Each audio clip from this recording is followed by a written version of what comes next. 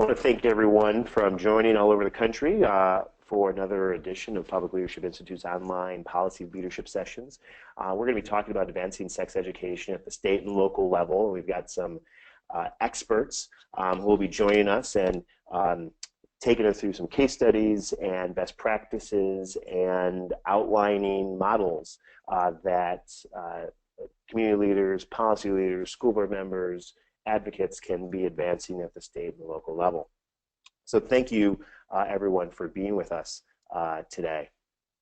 My name is Dave Woodward. I am Public Leadership Institute's National Network Director. I'm also a county elected official and a former state legislator, and I get to the honor of being your host, and we'll be supporting the technology on the session. So if you have any questions, you'll be able to reach out to me through the chat option on your control panel or other means.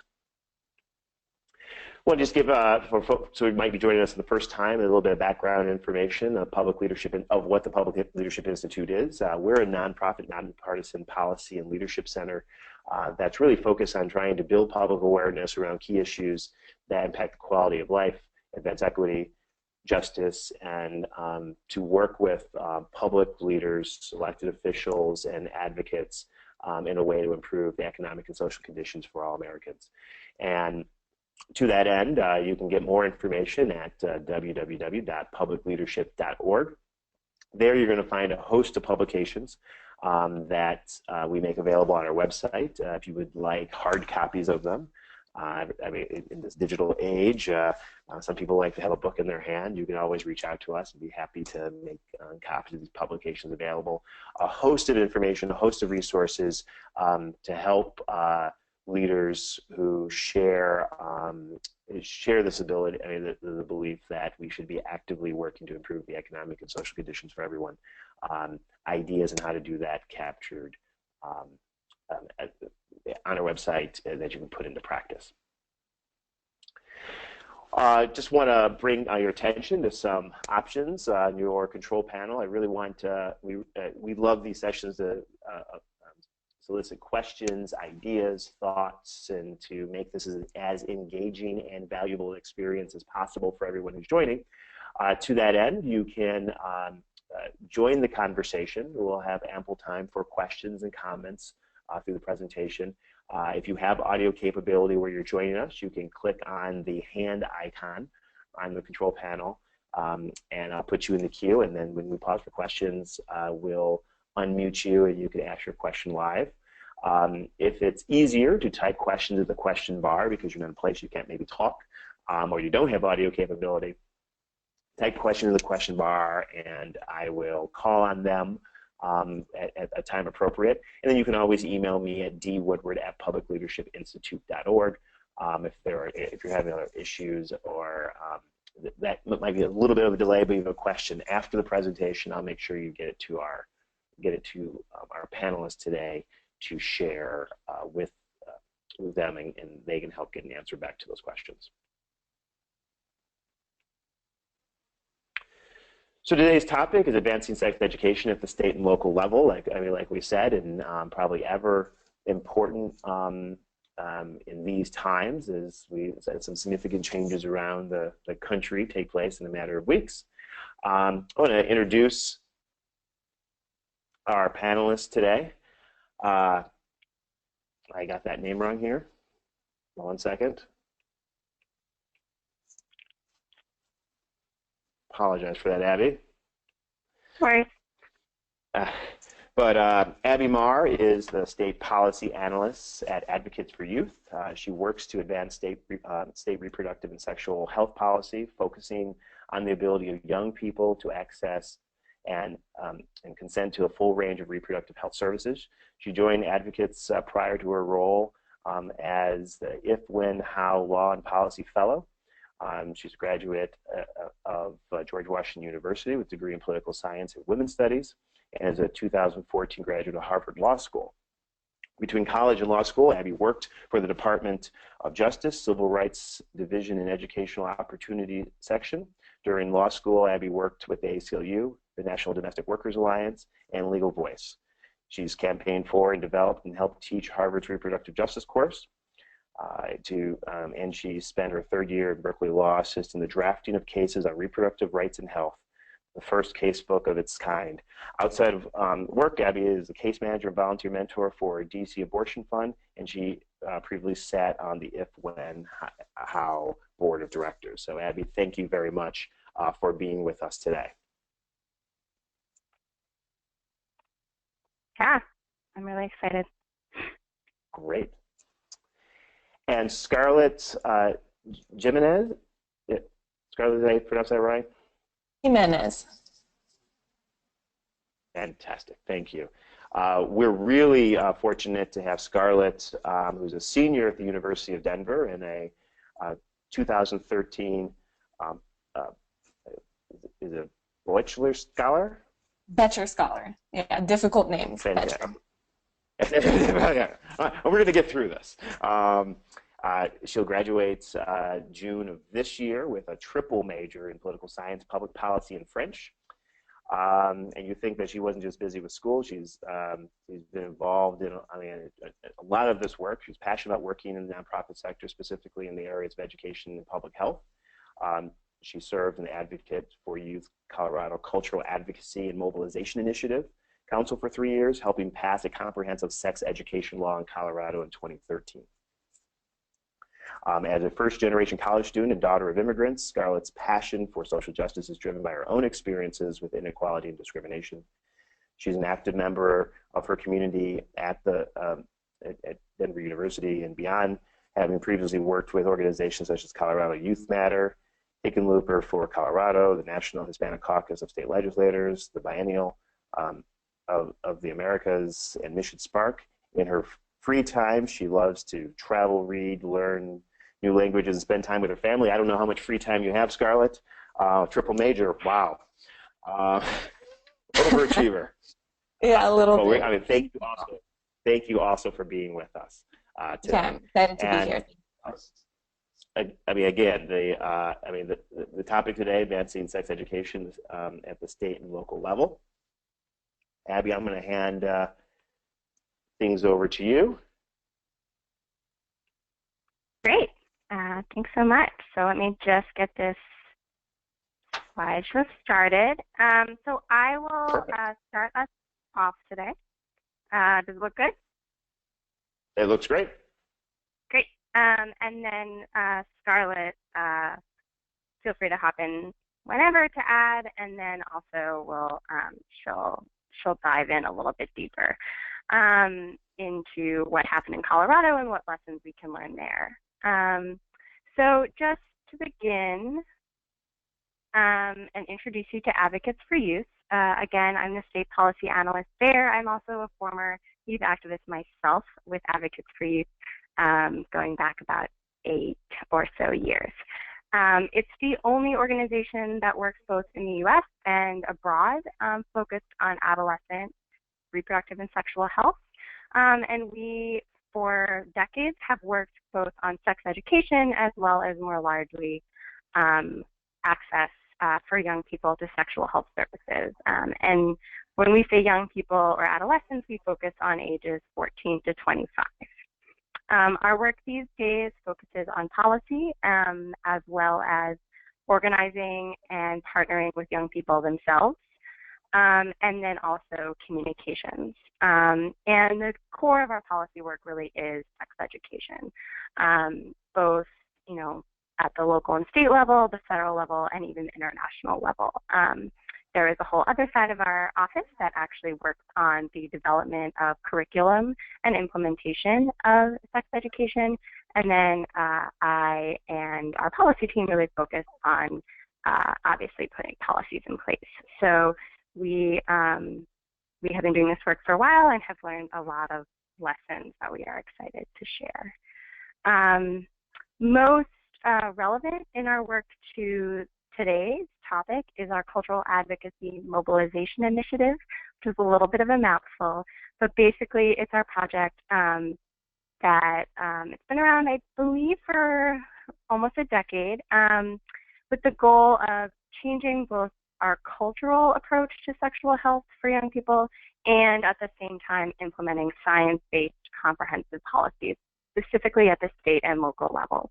And we do that by partnering with organizations on the ground in states to build youth activist councils of around 10 young people who then actually implement, work on, plan, testify for, do a lot of work for a plan to put in place a effective, progressive sex education policy, either at the local level or at the state level. So right now, the states we're working in are Florida, Alabama, Louisiana, Mississippi, and Ohio. But one of our past states was Colorado, and Scarlett was on our council there, where she really helped lead the effort for Colorado's relatively new law. So I'm really excited to hear from her, and she'll give more background on and details on what happened there. Before we get into it, just because sex ed is definitely its own sort of monster when we're doing sex ed policy, I'm just going to really quickly give an idea of what good sex ed looks like, what we're shooting for, because it really is much broader than people often think, and sort of what the landscape of sex ed policy looks like. It's really different across the country, and just so we're all clear from the backgrounds, and then we'll get sort of into the nitty-gritty of how do we change it, how do we achieve what we want for young people. Feel free to ask questions throughout. We also have built in some time for Q&A at the end, and are happy to answer any questions as we go. So first of all, just looking again at what comprehensive sexual health education means. When educators and experts talk about comprehensive sexual health education, we're talking not only about education for young people that talks about abstinence and then also contraception. We're talking about sexual health education that talks about a whole range of issues that starts in kindergarten, not necessarily talking about sex, but talking about understanding our bodies, what is a good touch, bad touch, things that are age appropriate, but that then can be built on as our young people grow up and give folks all they need. So when we think about it today, we're thinking about skills for young people to navigate healthy relationships and consent, boundaries for their own bodies, to know what puberty is, to know really things that might happen, how reproduction works, also about abstinence and contraception and condoms, to learn about gender identity and sexual orientation in an honest, science-based and not shaming way, so that they are getting information, from a source they can rely on as our students are growing up. And this education, when we talk about it, should be inclusive and culturally competent. And what we mean by that is that we need to be serving everyone in the room. So if I reflect even on my own sex ed, I could say, we talked only about heterosexual relationships. There was no other discussion in the room. So, progressive sex education would not do that. Inclusive sex education would not do that. And culturally competent sex education would recognize the diverse range of students in the room, coming with different religious backgrounds, with different values, maybe different language abilities. And so that's really the goal, that we want to give all students in the room the skills they need to live healthy lives. And programs like this work. We've seen, especially when they are evidence-based and medically accurate, there is proof that they do often lower unintended teen pregnancy rates, but also lower rates of bullying, make students feel safer in the classroom. They sometimes have been shown to even more generally contribute or correlate with higher academic success. So that these really are important components of good education programs. And you'll see here on the slide some of those pieces. So that's the vision. If we're going to be completely honest, that's not where we are in almost any of the classrooms in this country. But it's where we're striving to be in many, and there are tools that we can use that can be passed at the state level and at the school district level specifically that can really make a difference. And another important part when we're thinking about these policies is that sometimes they can seem contentious, and Scarlett will definitely talk about how contentious Colorado got. But when public is polled on this, majorities of every demographic that you can think of do support more comprehensive approaches, do support at least some pieces or most pieces of this, of young people getting information beyond just abstinence in their classroom. And so if you can cut through some very vocal fights, it really does have public support. And to touch on that support, we focus on, when we talk about it, we focus on the fact that young people do need this information for their health, for their safety, and that they really need the full range of information because that is what allows them to make responsible decisions and to have responsible behaviors as they grow up. Now, where we are today, as I said, is not exactly that vision. Because it is, sex education is education policy, even though a lot of times people who work on it are folks who do health policy, there isn't really federal standards in the way that there is for some other health things. It's more like education where there aren't really federal requirements. There is some available money, funding streams for sex education right now. That includes abstinence-only money until marriage. So when I talk about abstinence until marriage, I'm talking about programs that say nothing about any other decisions other than abstinence. Usually stress abstinence is the only way to avoid negative sexual health outcomes, and abstinence until a marriage relationship only. A lot of those programs will also be very heteronormative, only talk about heterosexual relationships, and will often use some pretty shaming gender norms, some norms around what young women should do versus young men, and so there are those programs. So there is some federal money that does go to those programs. There is also some federal money currently that, including some funding streams that were made available under the Affordable Care Act, and now exist for programs that include more information than just abstinence. And so that's really great. It gives us opportunities, school districts and states opportunities to try out some good forms of sex ed, but really it barely makes a dent in reaching all of our students across the country. And in this new Congress with a new administration, this is not necessarily something that we can rely on forever, and definitely not something that we can rely on our federal government to take leadership in expanding. So this is something that really happens at the state and local level, and that leadership is at the state and local level in how this happens. And what we see is that states approach sex education in a wide variety of ways. The vast majority of states don't require full sex education at all, and a lot of them don't require that sex education be medically accurate, meaning that if schools do have sex education, they can have programs that are, say, shaming things and about the choice to have sex without any proof that medically that it might lead to worse health outcomes, variety of things like that. On the other side, there are a lot of states, and you'll see in the, I guess, left-hand side map, that do require, if sex ed is or HIV education is provided, and often sex education and HIV education overlap, that they do need to be medically accurate. So you see all the gray states.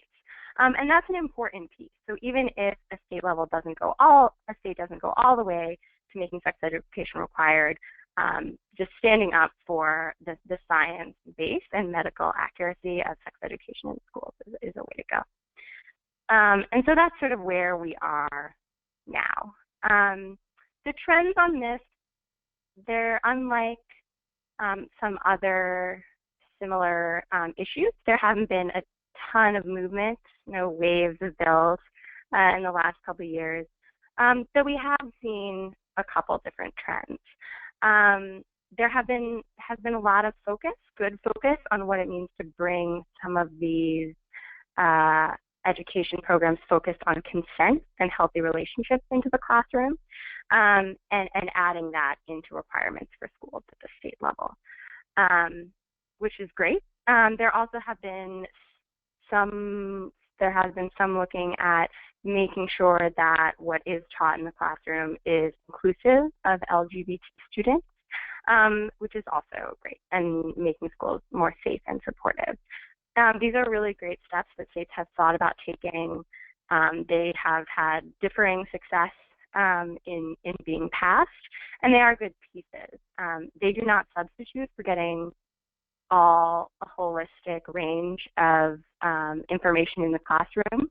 And when there is no broader sex education required, sometimes are sort of taught in piecemeal or one-off ways by the school. But they are important things that young people need to know. And it's a good trend what we're seeing. And there also have been some bad bills, either limiting who can come into the classroom, whose curriculum can be used in the classroom, really tying sex education to abortion and abortion providers. And we've seen some of those move, unfortunately, and in a couple states. But on the whole, it's sort of stayed at a piecemeal rate, and a lot of the action is either at the district level and in one or two states.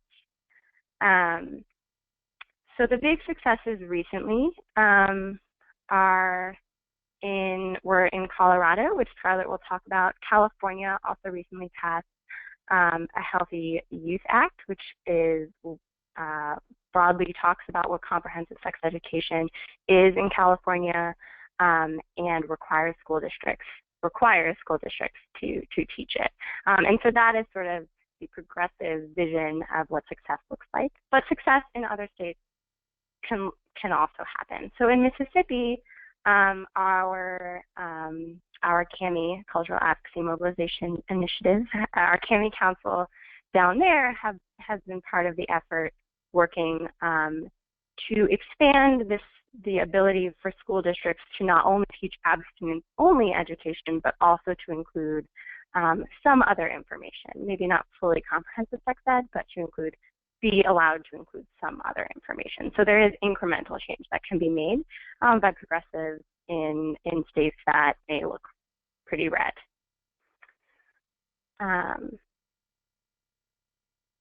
So yeah, that leads us into sort of what good success could be.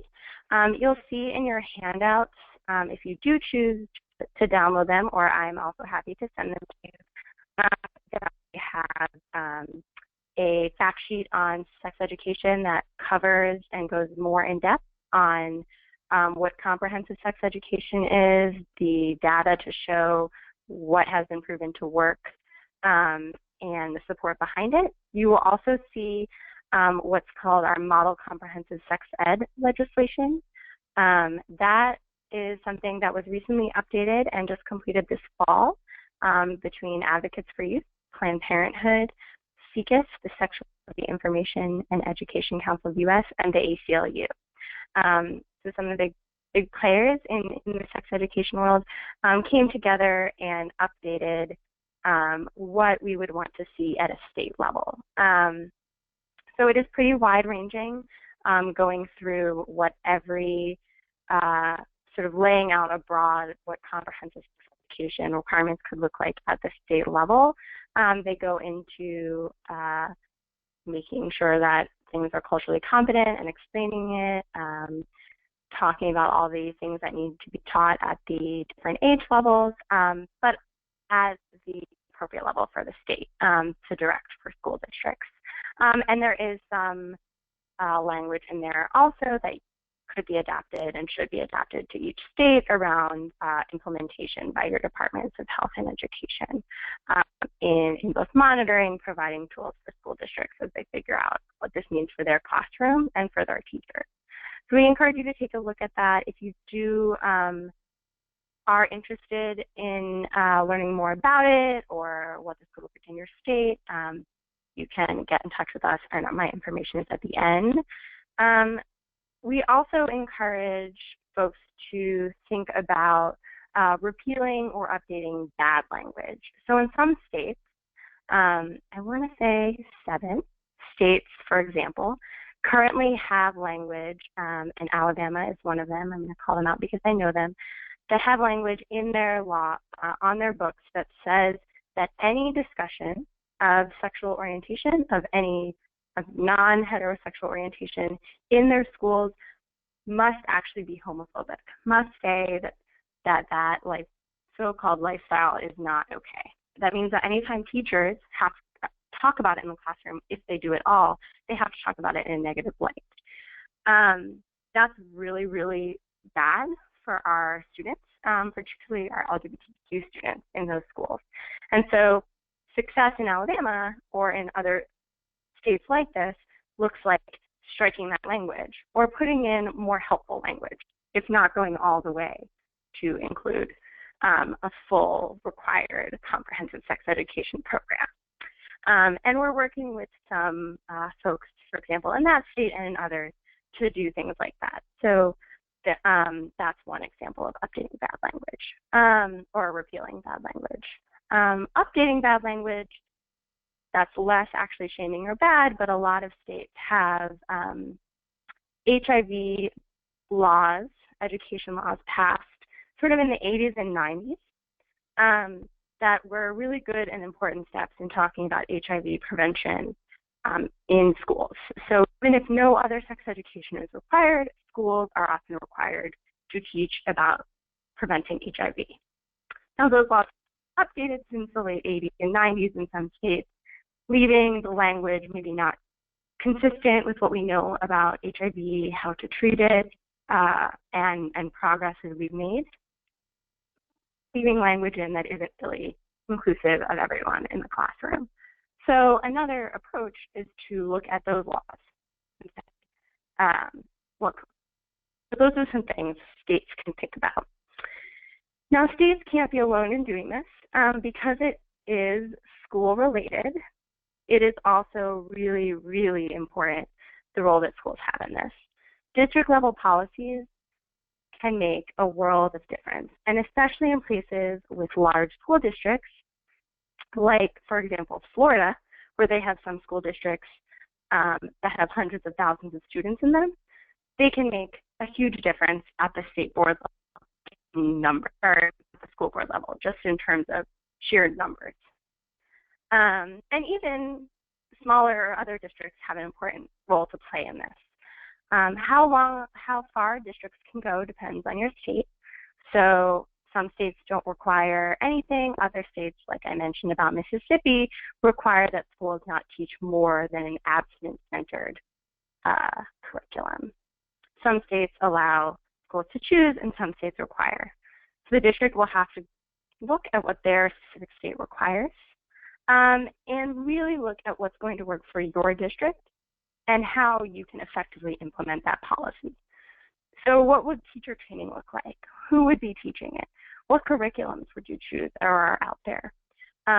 Those are things that, while don't have to be necessarily answered upon implementing or passing a policy, are things that school districts are immediately going to have to contend with, and really is important to go hand in hand with your school board, your superintendents and administrators, so that they are allies in that fight. And another plug for our advocates and our partners, we have guidance on all of those questions. A recent success in that area was Broward County, Florida.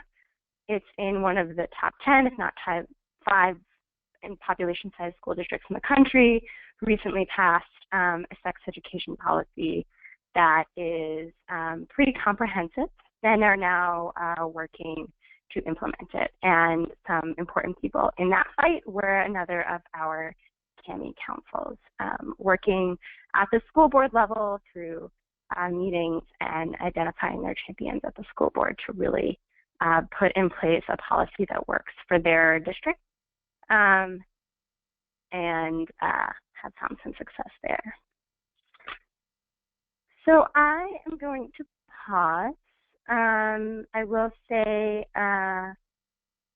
again that I'm happy to answer more detailed questions on this. I realize I spoke at the very high level because there's so much variation in what states and localities choose to do in this, and so many places where they start.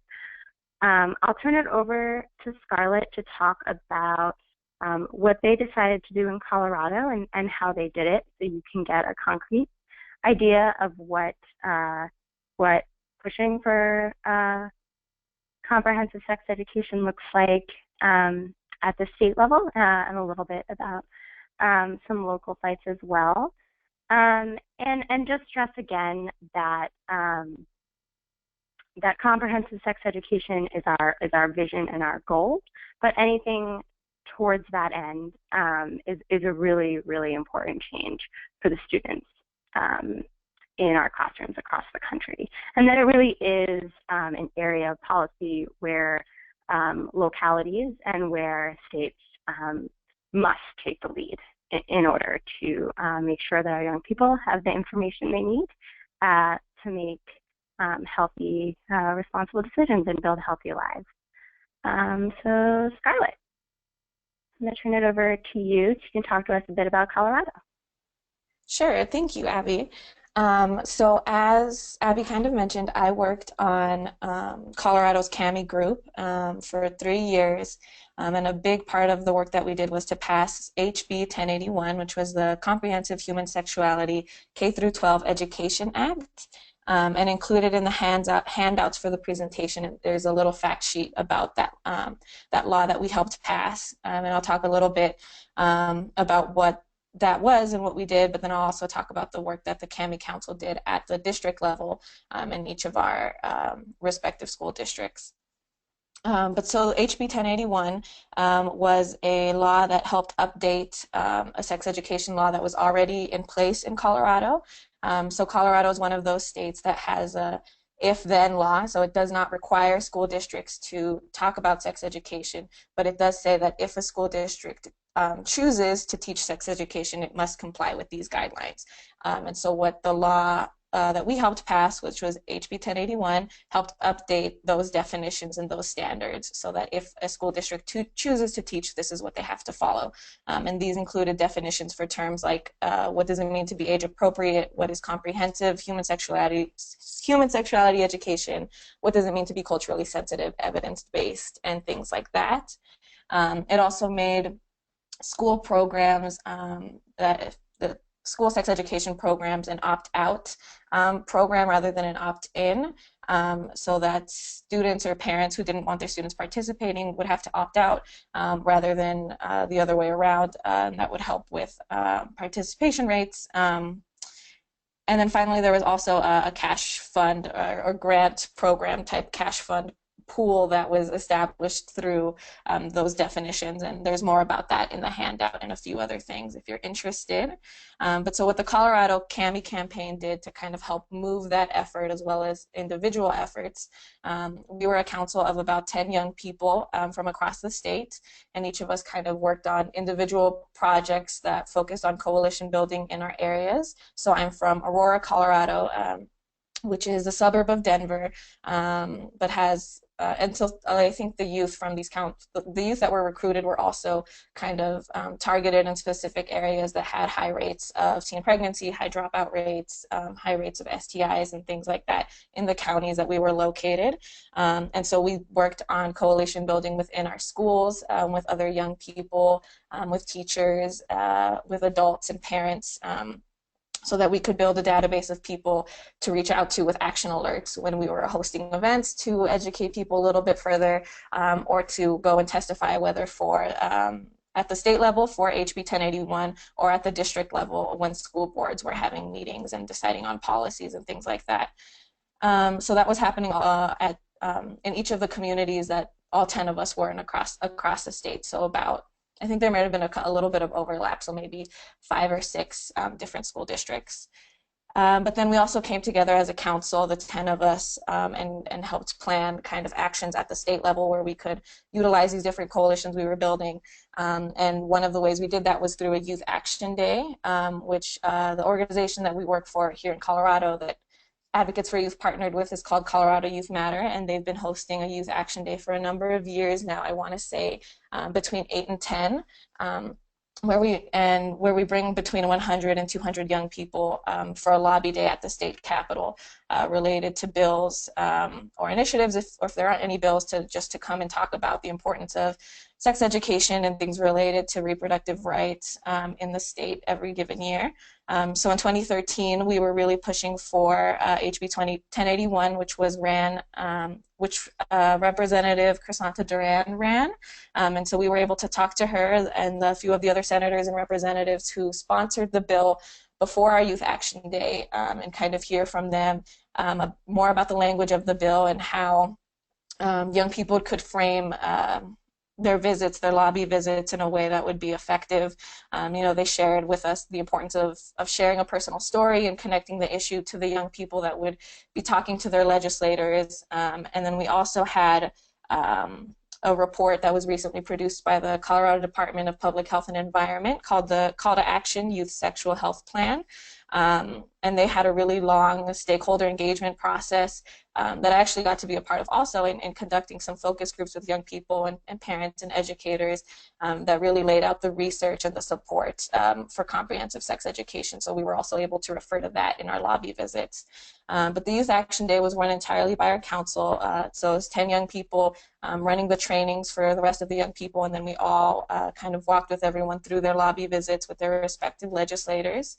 And that was a really successful day. I remember in 2013 was probably the biggest Youth Action Day the organization has seen, with over 200 young people going to the Capitol.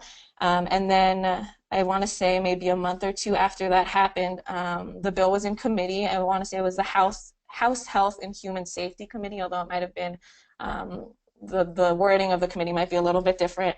And so when we found out that that bill was in committee and they were hearing public testimony, we were able to send out that action alert to our database. Unfortunately, with the timing, I think we found out the bill was going to be in committee the day of, or there was some movement in the timing of it also, that only 2 of us were able to make it to the state capitol, also because it was in the middle of the day and people have school and other things that they can't make it, or people are from across the state. So, we were based in the metro area, so we were able to make it to Denver to testify before the committee about the importance of the bill. And so I was 17, I think 16 or 17 years old at this time, and so was the other member of the council. His name was Adrian, who came and testified as well.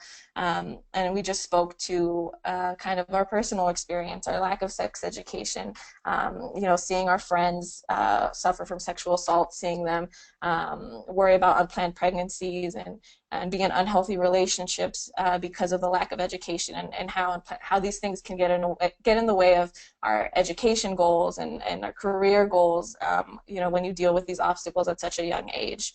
It was a really terrifying experience, actually, at 17.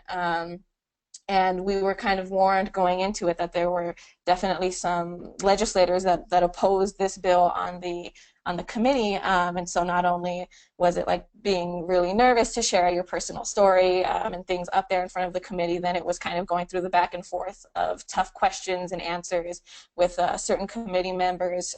Kind of felt like they were very intentionally trying to trip us up and get us to say something a wrong answer, something that they could quote, oh, this bill is trying to teach kids to have sex, or something very kind of incorrect and controversial that they could use. But we were warned about that, and we had, as I mentioned, the allies, other legislators who did support us on the committee and who were able to kind of talk us through what we would, or how to handle those kinds of situations as best as we could. I think I remember specifically one representative asked me if Advocates for Youth or Colorado Youth Matter had a definition of when students are ready to have sex. What age are you telling kids that it's the right time to have sex? And you know, I think that was the kind of question where she was trying to get me to say a date or an age or something that they could then point to. When, you know, I think that an appropriate answer to that would be a lot of the stuff that Abby has gone through, that sex education or comprehensive sex education is just about giving young people the tools to make that decision on their own and to have the resources for whenever they define that they're ready, based on, you know, years of education about healthy relationships and about communication and about goal setting and things like that. So that's kind of what was going on with HB 1081, and we heard so much positive feedback about our testimony as young people to the committee as a very powerful thing from legislatures. Unfortunately, it's kind of the anomaly, right? A lot of young people do not get involved in kind of the political process. So when it does happen, it makes your campaign a lot stronger. And we got a lot of positive feedback from that. At the local level, when we were kind of doing the same kind of coalition building and conversations with staff and administration and school districts, we saw a lot of obstacles there as well, as far as different parts of administration not supporting the conversations we were having, or if we were planning out events to maybe host a movie night to educate people and wanted to hand out condoms at those events. There was a lot of pushback on that, but again, with kind of the help of advocates and the training we got through Colorado Youth Matter, we were able to kind of figure out the district policy itself and know what, if there is one, because a lot of districts don't have one, but at least for our district, we were able to find out that there was nothing against the kind of events that we were holding or anything that restricted us from passing out condoms kind of outside of school hours during these events.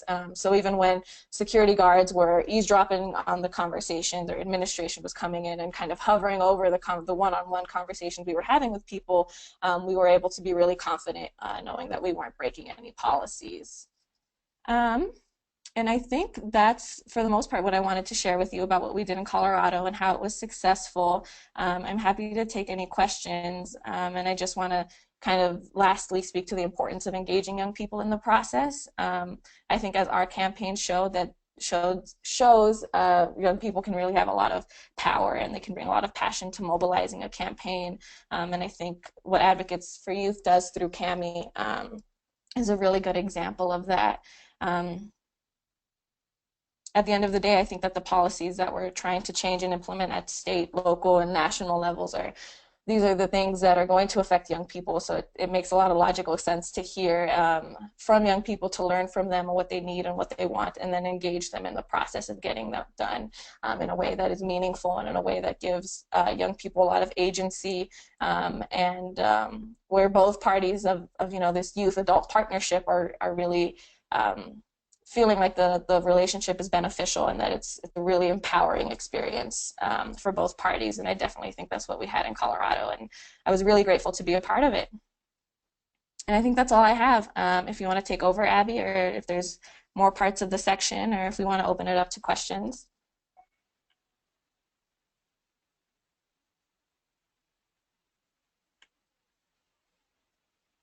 So Abby, do we want to do questions now, or is there some more that you'd like to present?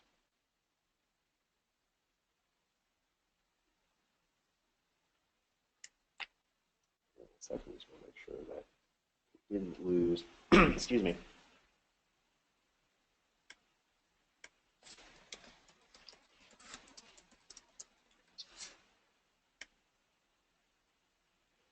Folks have questions, they can type questions in the question bar or raise their hand, and we'll get to those in just a moment.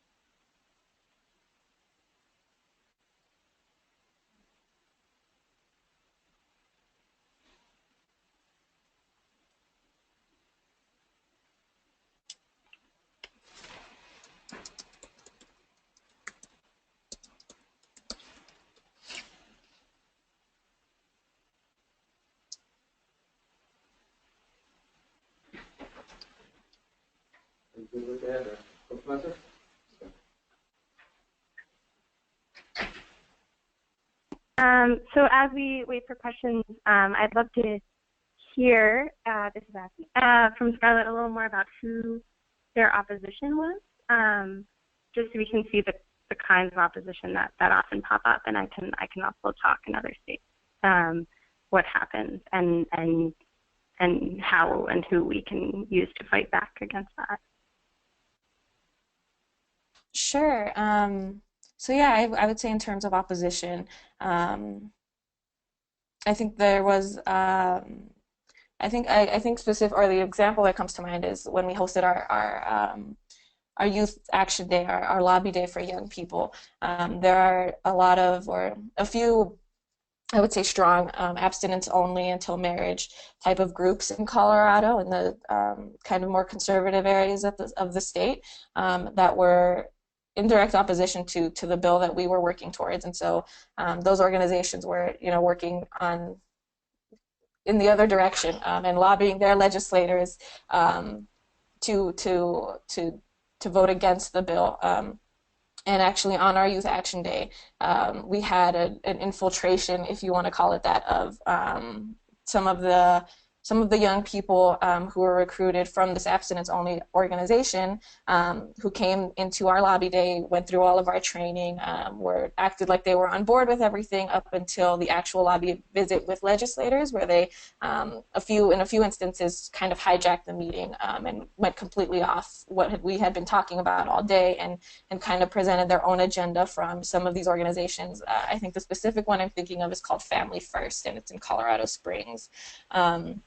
And so that's one example of kind of the opposition that we faced from that specific group, but then there are also kind of just specific legislators who are not on board with comprehensive sex education, and the same could be said for specific school board members and specific administration in certain schools. Yeah, thanks. And that's really sort of common in what we see in a lot of states, that opposition will be from some more conservative, sometimes religious-based organizations that are often, it's often a small minority, but are very, very vocal, either at school board meetings or at state board meetings, or committee meetings and in votes. So often that's really why we see it as so important to have young people who could talk about what's actually going on in the schools to respond to it, and also to have allies in parents who are willing to join with their students and their children and talk about why they support it as well, to sort of flip that narrative that it's not that just young people want this information, or it's not that just, schools are throwing information at young people but don't want it, that there really is support, as Scarlett showed. There has been work done inside the Colorado Departments of Health and Education to show that, there, at least from an evidence base, that the experts would see the gaps in Colorado as the same as what the young people were saying, that they had legislators on board, and that they were able to bring parents and other community members on board to really counter the opposition narrative of this just being telling young people when to have sex, which is not what happens in these classrooms.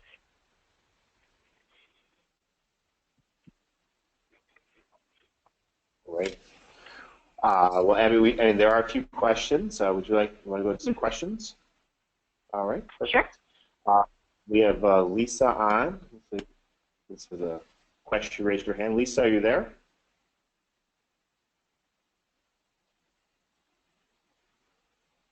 Lisa? You're unmuted, so you could ask your question. Hello? I'm going to unmute you again.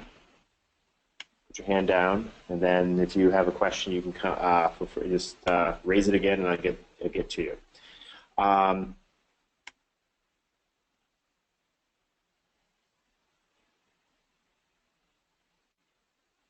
have a question from Elizabeth, directed to you, Abby. How does Advocates prepare state groups working for comprehensive legislation to address the opposition message, especially in smaller and rural communities? So we talked a little bit about the forces you can expect to get, where, especially in the rural communities, the local community districts are very strong community forces. So can you speak a little bit to how do you prepare? You mentioned about engaging the youth, and then the youth empower our voice of the youth to be part of the conversation. You talked about having allied parents to also, kind of bulk up that voice and that strength. What other suggestions or support can you provide to those communities? Yeah, definitely. So an important piece of of all of our work, but definitely our CAMI model, is that we work with, it's a partnership, as Scarlett mentioned, in Colorado between us and a local organization.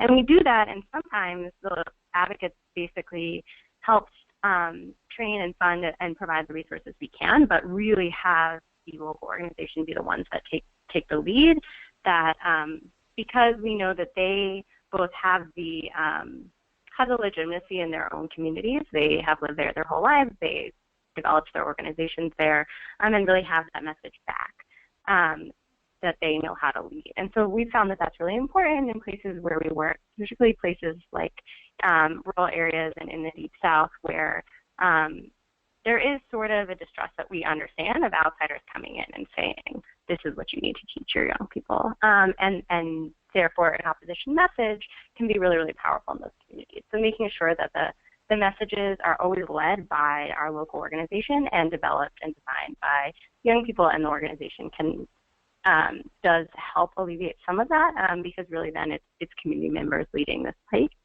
And then also having faith leaders, when we do, come out as allies and support. So if we're sitting at school board meetings and hearing a message about how this is counter to religion and it's immoral, also of being able to build coalitions and communities, or at least just tap someone, some parents and faith leaders to come in and say, actually, this is giving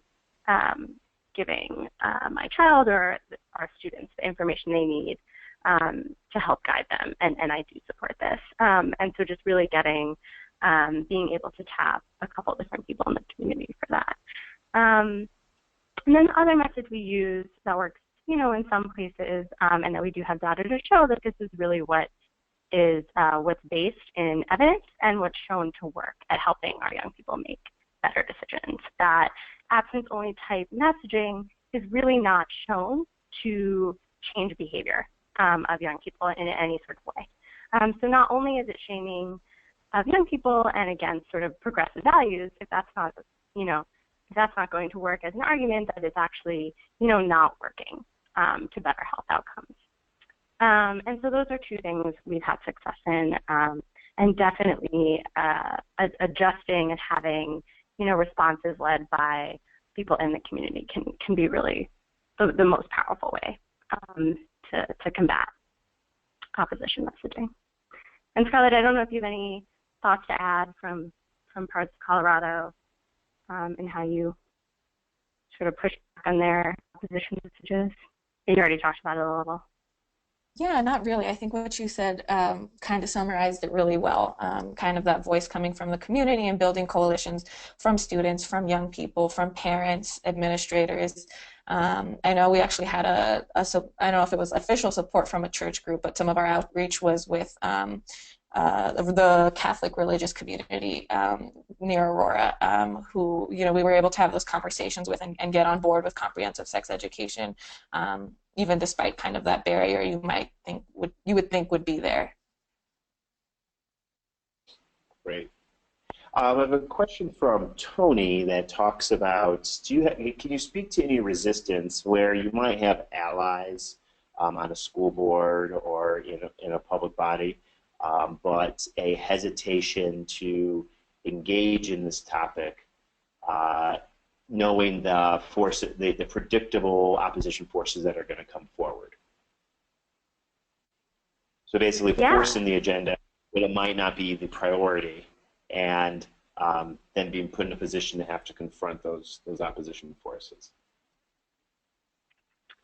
Yeah, I can speak a little bit to that. I think there is definitely an importance in doing your homework and building that strategic plan. So by the time we ever get to a place where we are working, where one of our councils or one of our local partners is working to introduce anything, we operate in almost like usually around 5-year action plans. So it doesn't have to be that far, and sometimes public energy takes it quicker, makes it go quicker, or just energy makes it go quicker. But the reason we sometimes do that is both to train up young people who we want to make sure are trained up and so that they can be effective advocates, but also because before introducing, we want to make sure that we're doing all the homework that is necessary. And I would encourage anyone who's thinking about bringing this issue up on the local level or the state level to sort of start with power maps. As the minute that you have some really powerful allies, so if you're looking at a school board level, for example, and you do some digging and talking and you realize, oh, actually the school superintendent is in support of this and wants to move this, that's an indication that you'll have some really strong allies who are interested in moving this. So that's one piece of making sure to do that, because that will ease the process or have strong people engaged in the fight. They'll also know if this is not the right time, if this is if they've had this fight before and here's what they've learned and this just can't happen this year. And you might want to listen and take that counsel and maybe go a different direction, but those are the sorts of people who will know. The administrators of the school at the district level, other community organizations that work on this, such as Colorado Youth Matter in Colorado, will have a good idea of what has been learned. I think on the other side of it is really looking at the state of what's going on in an area. So in an area with skyrocketing unintended pregnancy rates or syphilis rates, as we're seeing in some areas that have no sex ed, I would say that this is pretty urgent.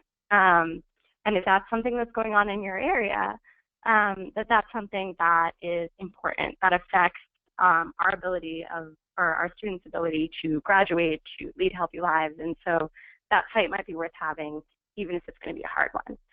Now, if talking to the school superintendent or looking into the policies, you realize that secretly the school's kind of been doing it under the radar, and health outcomes actually look pretty good, and young people don't seem to be, there doesn't seem to be an issue, then that's maybe not a fight as urgent to have. But doing some of that digging into your own district can really be important in knowing the fight, and that digging helps be the first step in building the coalition that would be in that conversation going forward. And we're always happy, I will say, like at Advocates, and if you're in a specific state, we can point you towards state partners that do this work to be able to be on the phone and give our assessment of what's going on there or what we've heard. So we're always happy to do that as well. Thank you, Natalie. We have another question. Travis, Tom asked a question earlier when you were kind of talking about this, the state of sex education and requirements, and posed a question: does California really not require sex education for all its students? So I want to make sure I got that asked, even though he asked it some time ago. California? Yeah. Is that what California does now require sex education for all students? Yeah. According under the Healthy Youth Act. Its requirements were not as full before that, and now it is. It has one of the most in the country. And then he also asked another question specifically related to the Colorado Comprehensive Human Sexuality Education Grant Program. How much money has been made available through that in order to, I assume, to support these programs?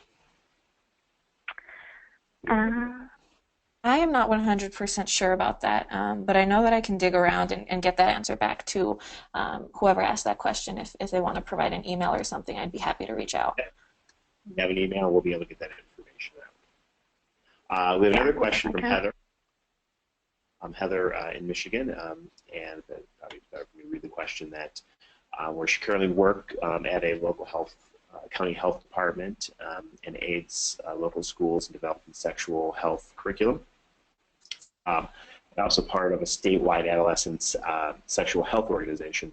What would you say would be the next step at both the local and state level in moving something like a comprehensive sexuality bill here in the state? So I happen to also be in Michigan, so I'm quite interested in the answer. Yeah, I think looking around. So I didn't hear totally the first two pieces. So working to develop curriculum with the county. Sorry, can you just say those two, like where they're at again? Department working with local schools. The schools are not run by the county in Michigan. So, right. Yeah. Okay. Yeah, so I think state and to different calculuses. If there are local level like specific districts that are looking at moving, I think the next step is really sort of reaching out to some other community partners that are there and see where they're at and looking at what their policies are now and what they might want to change. At the state level, it's doing similar. It's looking, for some partners there, and we're happy to connect even to other folks. And it sounds like you've got a lot of the connections in Michigan already, but also look for other folks who are doing that work there, and really sitting down and looking at what progress do you think you can make in that state. What's their current policy, which still off the top of my head, but I don't want to misspeak, so I'm not going to say what the current state policy is, just in case. But I can follow up with information on what policy is, and whether there are some champions that are willing to move it forward. I think for the school districts that are developing policies right now and curriculum right now, they can be really, really powerful leaders, either towards their neighboring districts who might want to consider changes, either updating their own policies and turning to their own school boards, or looking on the state level, that those are the districts that are going to be able to look what we're doing and look how we're leading, and those are their young people and their teachers and that are going to be able to what success looks like. So it's a really powerful place to start. And then it's just about checking into the landscape. I know Michigan is a complicated political landscape, but doing some of that work, and I'm happy to do some more digging and talk with you about our thoughts on Michigan and our partners' thoughts on Michigan as well. Right.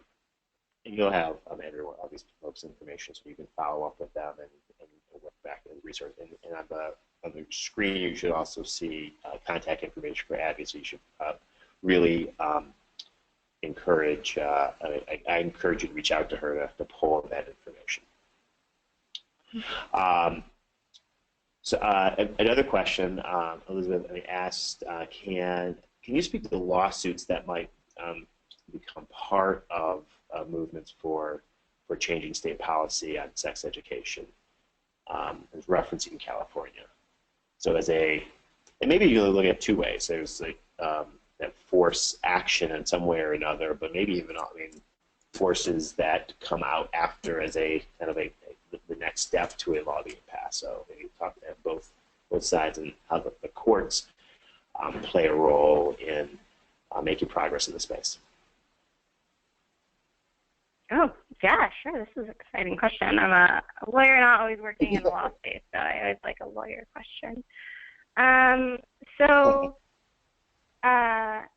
If we're thinking in a visionary, progressive way, there was, just so folks know, there was an exciting case in California that actually found a school district in violation of Title IX, which is federal gender protections in schools, because of the way their abstinence-only education program was being taught, that it was being taught in ways harmful to the young women in the classroom.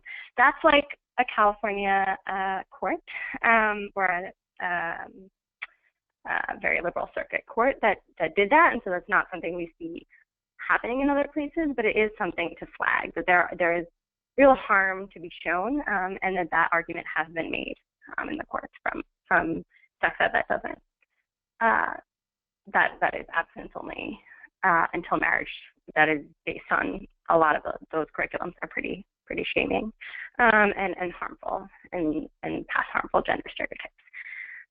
More realistically, I think implementation is an important part of any of these bills, and that's why, as Scarlett talked about, they went back to their local level to organize after HB 1081 was passed, because a bill or a law in the books, as you know, doesn't really mean anything if it isn't being implemented. And so whether you're a lawyer or a law student, or you work for anywhere in the state, maybe a Department of Health, or you work for a school district or an advocacy organization, keeping an eye on what implementation measures were put into any laws that exist, and whether that's happening. So unfortunately, a lot of laws that are passed on this don't have really strong implementation, so they don't really have language on what would happen if a school violates, says maybe doesn't teach what they've been required to teach, or doesn't teach it well. But some do. Some laws do say that either the Department of Health or Education usually is in charge of checking into whether or not schools do it, to providing good materials. Hopefully, like in Colorado, things come with grant money to help schools implement, and just tracking and making sure that that's happening, and that attention doesn't stop once the bill is passed. But that really, there's still a lot of work to be done in implementing and making sure and keeping an eye on what schools are doing and how we can better support them and put it in place. I think it's a role for everyone. Is a role I definitely feel like I use my law skills to do in doing some of that monitoring.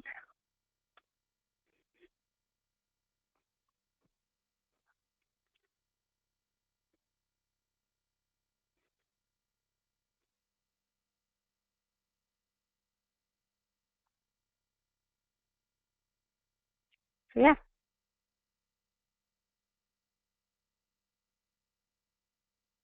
Are there any other questions? As I was on mute. I think we got through most of the questions there. If people do have questions, they can type questions in the question bar, or raise your hand if you have audio. Also want to bring people's attention to these type of sessions should be used as like gateways to a lot more information. We've got two incredible presenters today that have a wealth of knowledge on organizing for these type of change, as well as the content and expertise that Abby's been outlining, Abby and Scarlett.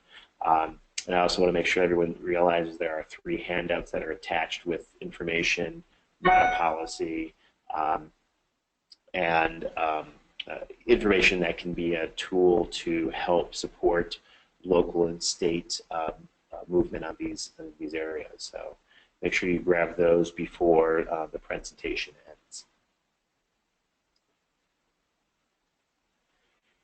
So I think we are at the end of the questions, so we can wrap up.